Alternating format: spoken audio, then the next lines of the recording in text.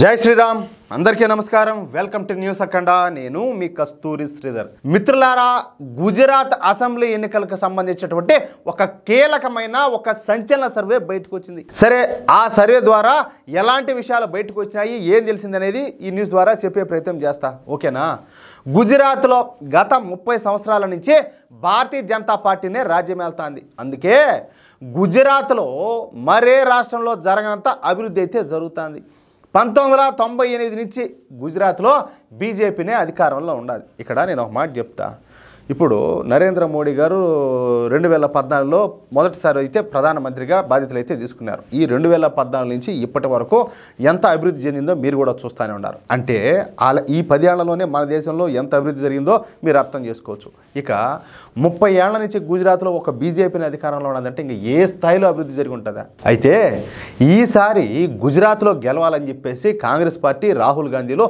పట్టుదలగా ఉన్నారు మామూలుగా కాదులే ఓయమ్మ మేము ఖచ్చితంగా గెలిచేస్తా ఉంటా ఉంటే ఆయన ఎలాగైనా కూడా గుజరాత్లో బీజేపీని ఓడించి తమ సత్తా చూపించాలని చెప్పేసి కాంగ్రెస్ పార్టీ రాహుల్ గాంధీలో ఊళ్ళూరిపోతారట్నే ఎందుకంటే గుజరాత్ అంటే బీజేపీ అంటేనే గుజరాత్గా మారిపోయింది పైగా మన దేశ ప్రధాని నరేంద్ర మోడీ గారు మన దేశ హోంశాఖ మంత్రి వర్యులైనటువంటి అమిత్ షా గారిదే గుజరాతే కావడంతో ఈసారి గుజరాత్ ఎన్నికల్లో కాంగ్రెస్ పార్టీ రాహుల్ గాంధీ ఒక ఛాలెంజ్గా తీసుకుంటారు ఈ విషయం పైన స్వయంగా రాహుల్ గాంధీ మాట్లాడతా ఈసారి గుజరాత్లో కాంగ్రెస్ పార్టీని గెలిపిస్తామో కావాలంటే రాసి పెట్టుకోండి అని చెప్పి ఛాలెంజ్ చేశాడు ఏది కావాలంటే మీరు రాసి పెట్టుకోండి అని ఇంక ఎంత కాన్ఫిడెన్స్ ఉంటే మా ఓడికి మీరు అర్థం చేసుకోండి అయినా మా ఓడికి ఎవరికి వచ్చేది ఆ మాదిరిగా సరే ఈ క్రమంలోనే మొన్న గుజరాత్లో ఏఐసిసి సమావేశాలు నిర్వహించాడు దీంతో అసలు గుజరాత్లో పరిస్థితి ఏమిటన్న విషయం పైన డీప్ డౌన్ అనాలిసిస్ అనే సంస్థ ఒక ఎన్నికల సర్వేని అయితే నిర్వహించింది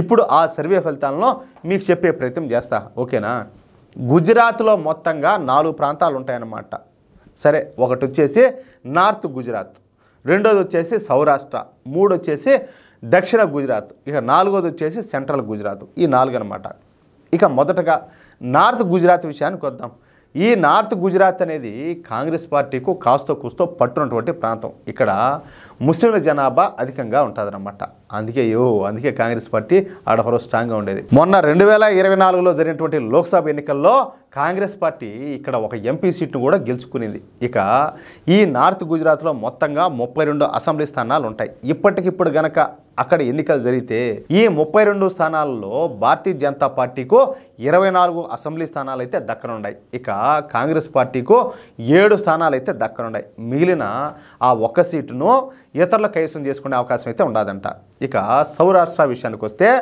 ఈ సౌరాష్ట్రలో ఆమ్ ఆద్మీ పార్టీ కొంచెం బలంగా ఉండాలి ఇక్కడ పార్టీదారులు ఎక్కువగా ఉంటారనమాట 2017 గుజరాత్ ఎన్నికల్లో ఈ పార్టీదారులు కాంగ్రెస్ పార్టీకు అండగా నిలబడినారు దీంతో ఆ ఎన్నికల్లో కాంగ్రెస్ పార్టీ ఈ సౌరాష్ట్రలో చెప్పుకోదగ్గ ఫలితాలను అయితే సాధించింది అయితే 2020 నుంచి కాంగ్రెస్ పార్టీలో ఏర్పడినటువంటి అంతర్గత విభేదాల వల్ల అలాగే అనేక మంది ఈ కాంగ్రెస్ పార్టీ నాయకులు బీజేపీలోకి జంపు చేయడం అలాగే పార్టీదారులు కాంగ్రెస్ పార్టీకి దూరం అవడంతో ఇక అక్కడ కాంగ్రెస్ పార్టీ అయితే బలహీనంగా తయారైపోయింది ఈ సౌరాష్ట్రంలో మొత్తంగా 54 అసెంబ్లీ స్థానాలు ఉన్నాయి ఇప్పటికిప్పుడు కనుక ఎన్నికలు జరిగితే మొత్తం 54 స్థానాల్లో బీజేపీ ఏకంగా 48 స్థానాలు గెలుచుకునే అవకాశం అయితే ఉండాలి అలాగే కాంగ్రెస్ పార్టీ కేవలం 3 స్థానాలకు మాత్రమే పరిమితంగా ఉండాలి ఇక ఆమ్ ఆద్మీ పార్టీకు 2 స్థానాలు అయితే దక్కనున్నాయి ఇకపోతే దక్షిణ గుజరాత్ విషయానికి వద్దాం ఈ దక్షిణ గుజరాత్లో పట్టణ ఓటర్లు ఎక్కువగా ఉంటారు ఈ పట్టణ ఓటర్లు మొదటి నుంచి కూడా బీజేపీ వైపుకే మొగ్గు చూపుతారనమాట పైగా ఇక్కడ ఉన్నటువంటి పట్టణాలు అలాగే నగరాల్లో భారీ స్థాయిలో ఈ మౌలిక సదుపాయాలను కల్పించడంతో ఇక ఈ దక్షిణ గుజరాత్ ఓటర్లో పూర్తిగా బీజేపీకే ఓటైన ఉన్నారు ఇక్కడ కాంగ్రెస్ పార్టీ పూర్తిగా తుడిచిపెట్టుకుపోయింది అంతేకాదు ఈ ప్రాంతంలో అసలు కాంగ్రెస్ పార్టీకు అభ్యర్థులు దొరకడం కూడా కష్టమైపోయిందనమాట ఇంకా ఖచ్చితంగా ఓడిపోతామంటే ఎవరు పోతారు ముందుకు అందులో కాంగ్రెస్ పార్టీ రాజకీయాలు మీకు తెలిసిందే ఇంకా మందు పోయాలా డబ్బులు ఖర్చు పెట్టాలా ఎన్ని చేయాలా పెట్టిందల్లా బొక్కే కదా ఇంకా ఈ దక్షిణ గుజరాత్లో మొత్తంగా 35 అసెంబ్లీ స్థానాలు ఉన్నాయి ఇప్పటికిప్పుడు కనుక ఎన్నికలు జరిగితే ఈ 35 స్థానాల్లో బీజేపీకి 33 అసెంబ్లీ స్థానాల్లో ఘన విజయం సాధించనున్నది ఇక కాంగ్రెస్ పార్టీ కేవలం 1 స్థానానికి మాత్రమే పరిమితం అవునున్నదంట ఇక ఆఖరిగా ఉండేది వచ్చేసి సెంట్రల్ గుజరాత్ ఈ సెంట్రల్ గుజరాత్ విషయానికి వస్తే ఇక్కడ అక్షరాస్యత అనేది దాదాపుగా 95% వరకు ఉండాలి. అంటే దాదాపుగా అందరూ కూడా చదువుకున్న వాళ్ళే బాగా. గుజరాత్కు సంబంధించి గుజరాత్ ప్రభుత్వం ఏ ప్రాజెక్టును ప్రారంభించినా ఈ సెంట్రల్ గుజరాత్ నుంచే ప్రారంభిస్తారు. అంతేకాకుండా ఉద్యోగస్తుల సంఖ్య కూడా ఈ సెంట్రల్ గుజరాత్లో ఎక్కువగా ఉండాలి. ఇక ఈ సెంట్రల్ గుజరాత్లో మొత్తంగా 61 అసెంబ్లీ స్థానాలు ఉన్నాయి. ఇప్పటికిప్పుడు కనుక ఎన్నికలు జరిగితే ఈ సెంట్రల్ గుజరాత్లో భారతీయ జనతా పార్టీ ఏకంగా 56 స్థానాల్లో విజయం అయితే సాధించుండాలి. ఇక కాంగ్రెస్ పార్టీ కేవలం 2 స్థానాలకే పరిమితం కానుండాలి. మిగిలినటువంటి ఆ స్థానాలను ఇతరులు అయితే కైవసం చేసుకునే అవకాశం అయితే ఉందంట. అంటే మొత్తంగా గుజరాత్లో 182 అసెంబ్లీ స్థానాలుంటే వాటిలో 161 స్థానాలను అయితే భారతీయ జనతా పార్టీ గెలుచుకుంటే ఇక కాంగ్రెస్ పార్టీ 13 స్థానాలకే పరిమితం కానుండాలి. అలాగే ఆమ్ ఆద్మీ పార్టీ 2 స్థానాలను, ఇతరులు 6 స్థానాలను కైవసం చేసుకొని ఉన్నారు. అది గుజరాత్ యొక్క పరిస్థితి. కానీ గుజరాత్లో తాము కాంగ్రెస్ పార్టీ జెండా ఎగరేస్తామని చెప్పేసి ఈ రాహుల్ గాంధీ రోజు కూడా డప్పు కొట్టి పారేస్తాడు. మామూలు కాదు. భీష్మ ప్రతిజ్ఞలో మంగమ్మ శబ్దాలు చేస్తాడు ఆయన. అట్లున్నది కథ. చూద్దాం ఇంకా జరగబోయే కొద్దీ ఏం జరుగుతుందో, ఎలాంటి మార్పులు వస్తాయో.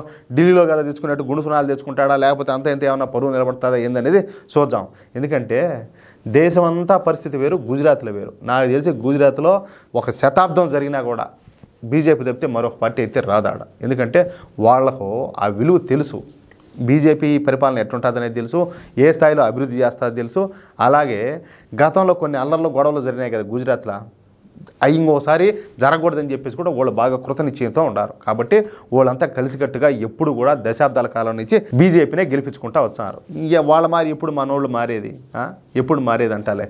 ఇప్పుడు నేను ఒక మాట చెప్తా, ముస్లింలంతా కూడా కాంగ్రెస్ పార్టీకి సపోర్ట్ చేస్తారు, బీజేపీని తిడతారు.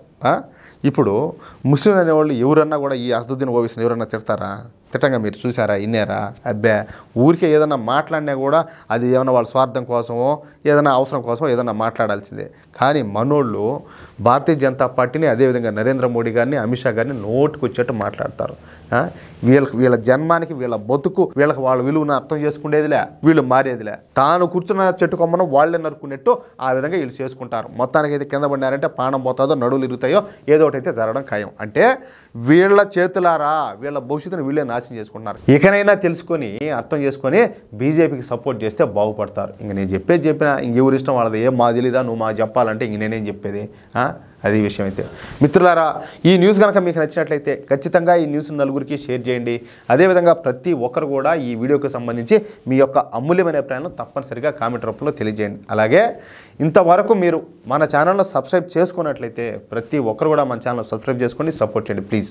జై శ్రీరామ్.